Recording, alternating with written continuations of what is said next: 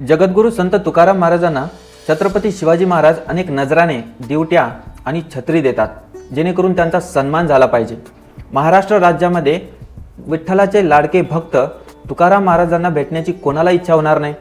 ज्यावेळी तुकाराम महाराजांचं नाव शिवाजी महाराजांच्या कानी गेलं, त्यांना भेटण्याची इच्छा झाली, पण अगोदर त्यांनी सन्मान प्रदर्शित केला आणि सन्मानार्थ त्यांनी या सर्व गोष्टी पाठवल्या होत्या।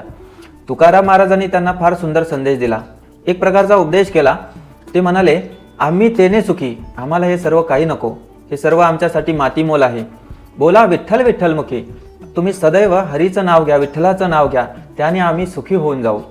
तुमचे एरवित्त धन आम्हा मृतके समान, तुम्ही जे काय पाठवलं हे आम्हाला मातीमोल आहे। कंठी मिरवा तुळशी, व्रत करा एकादशी, म्हणवा हरीचे दास, तुका म्हणे मझी आस।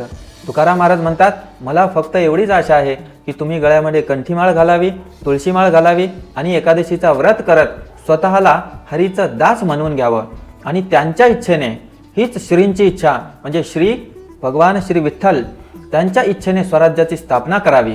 म्हणून संत रामदास स्वामींनी फार सुंदर छत्रपती शिवाजी महाराजांची स्तुती केलेली आहे। ते काय म्हणतात, निश्चयाचा महामेरू, बहुत जनाशी आधारू, अखंड स्थितीचा निर्धारू, श्रीमंत योगी। योगी हे जे टायटल आहे, हे शीर्षक आहे ना, सामान्य व्यक्तीला दिलं जात नाही।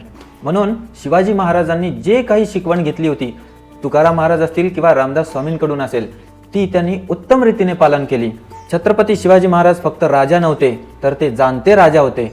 तर एका दृष्टीने आपण त्यांना एवढंच म्हणू शकतो की हिंदवी स्वराज्याचे संस्थापक, रयतेचे जाणते राजा छत्रपती शिवाजी महाराज की जय। तर आपणही शिवाजी महाराजांच्या शिकवणीवर चाललं पाहिजे आणि त्यांनी जे स्वराज्य घडवलं त्याला टिकवण्याचा प्रयत्न केला पाहिजे।